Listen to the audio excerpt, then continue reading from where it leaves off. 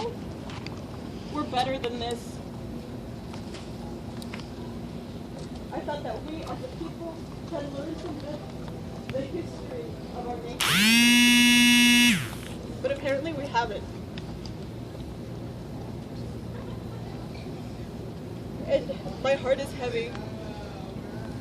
My heart is heavy and it hurts.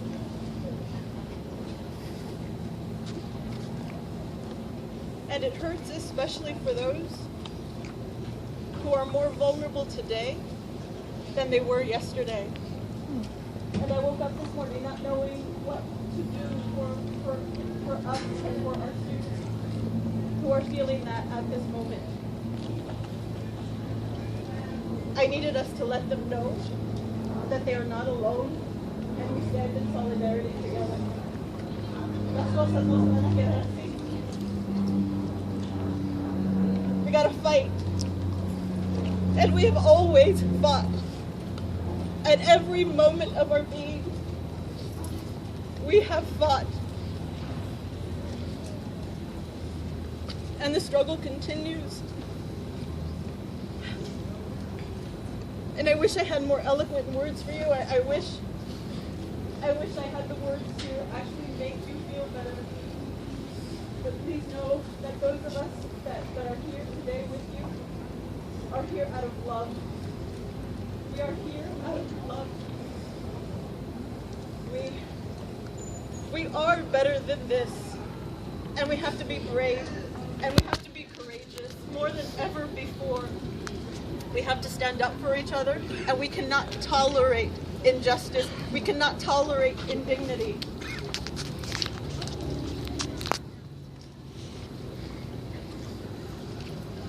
Thank you for being here today.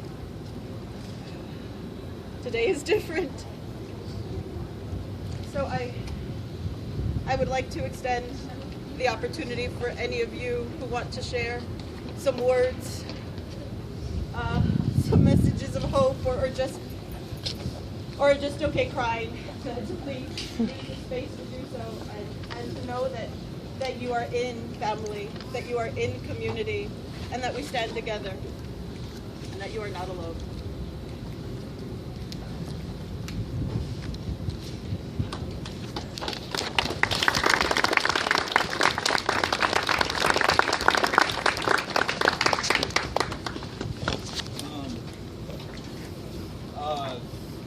So yesterday, I think we're all still kind of in disbelief. We're also trying to process it.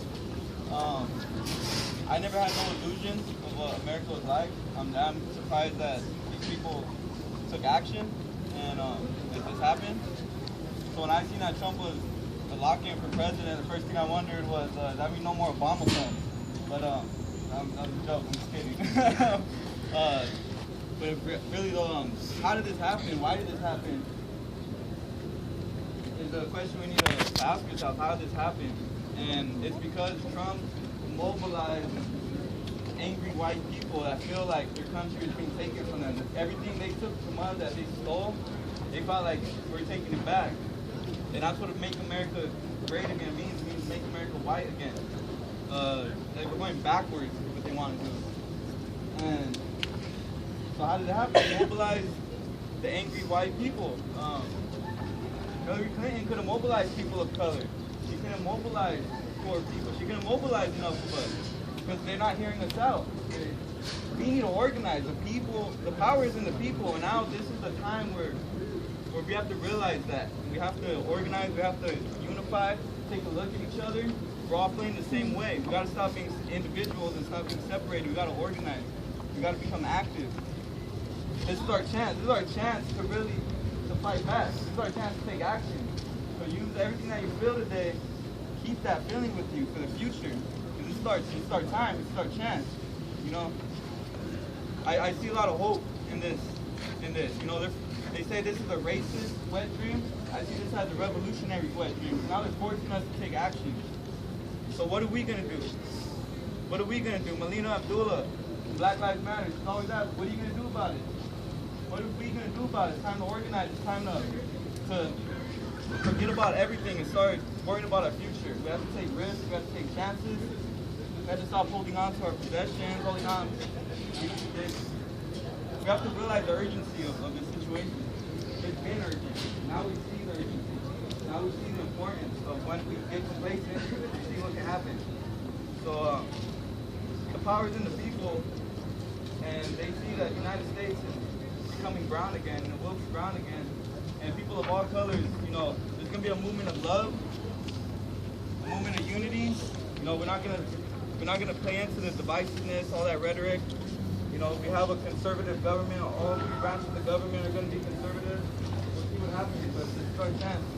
Let's take action. So have hope and just do it.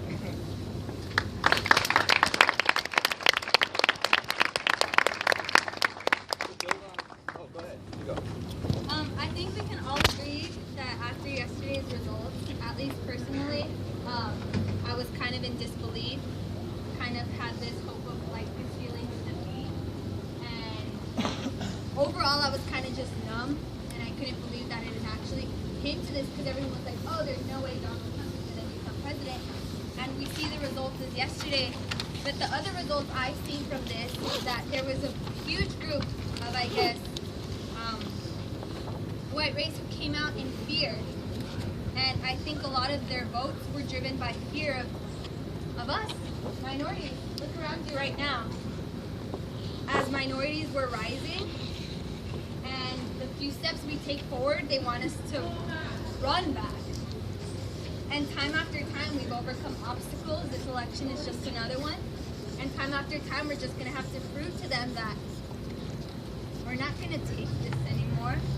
And our voices will be louder.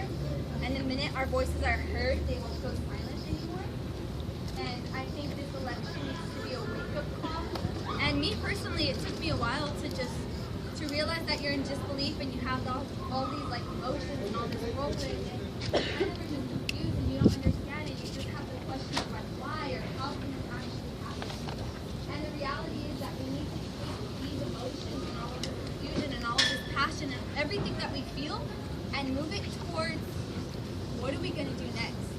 And we're constantly getting tired of seeing all these political rendezvous continue, but I think it's a wake-up call for us to start filling those positions, for us to get active, for us to start in local communities, for us to start in schools like this, for us to start using the voice that we have that hasn't been heard yet. And you can see that it's not like, oh, well, I'm alone, or oh, they're not going to hear me. For us to be here standing outside of the student union today and right now means that we care, means that we want a difference, and what's happening right now, we're not okay with it. And if we're not okay with it, why are we allowing it to continue to happen? And you can see that people, you kind of get fear instilled in you, you kind of get emotions, people start crying, and because the truth of the matter is we've come so far, no one wants to go back. And I feel that together we're all here, and it's little groups like this that start off in small movements, that little groups everywhere around the nation will soon create a bigger movement. And that's what we need to remember, that as minorities we've overcome a lot of things, and that we need to keep pushing them. And that's what the backbone of this nation was built on, and that's what I feel people are forgetting, that we need to start gaining the recognition that was lost for us and as minorities. So I know that the election is standing and Trump will go into office, but we can choose to do things differently in our local communities, whether that be in our school, our state, and then hopefully it'll be like a ripple throughout the nation. But once our voices are heard, they won't go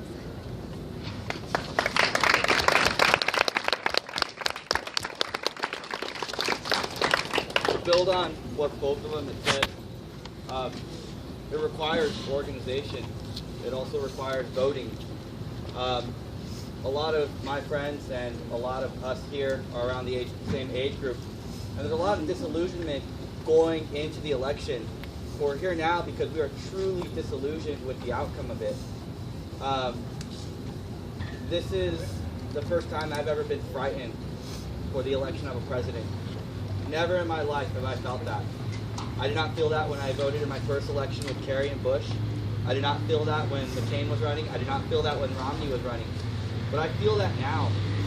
And I participate in each election, and I will continue to participate in each election. And we have to participate as a community. And we have to realize that we cannot give into divisiveness. I understand there's a lot of anger towards lower income, poor, uneducated whites, but we don't give into that. Whether you're liberal, whether you're Democrat, even if you're a Republican who sat this one out because you couldn't vote for that man. Our president, he is our president, whether we like it or not. We have to go out there and vote. We have to encourage other people to vote. We have to inform people. I write for El Paisano, and my job I take very seriously. My job is to inform people. My job is to dispel misinformation, to give people true, honest facts. Candidate Trump delegitimized a lot of our institutions. He delegitimized voting, which is probably why he won. It's rigged, he would say. It's not going to matter. Only if I win, it's going to matter. Sure enough, here he is, and it does matter. It is important for us to rebuild that confidence in our institutions, our local governments, our state governments, our national governments, the newspaper, college campuses, education. Those are all American ideals that we value and American institutions that we should build up and cherish. And it's movements and moments like this that give me hope and really make me proud to be an American. Because even after the election of probably one of the most vile candidates, we can stand here and we can protest it without fear or retribution. And if we continue this, and in 2 years, when it's time for the midterm elections, when historically Democrats sit that one out, we can go and create a referendum against his candidacy, against his presidency. It's going to be a hard 2 years. He has control of the Senate, he has control of the House, they have control of the White House, and he has Supreme Court nomination. If that doesn't strike you to act now, nothing will. You have to vote. You have to encourage people to vote. You have to look at misinformation in the face and say you're wrong. You have to call out BS. If something's racist, do not be PC about it. Call it out for what it is. A lot of people were afraid of that. I had a lot of friends that supported Trump, and I was afraid to call them out on their BS. I failed. We need to really put to shame the ugly aspects of our society. This is a voice now for those aspects of our society. If you do not stand up now and make your voice heard through voting, through the institutions that are here, then we will lose, and we will continue to lose. No longer, no more. We can't do that. You're either, and I'm going to quote a president that a lot of us probably don't like, you're either with us or you're against us in this. Where do you stand?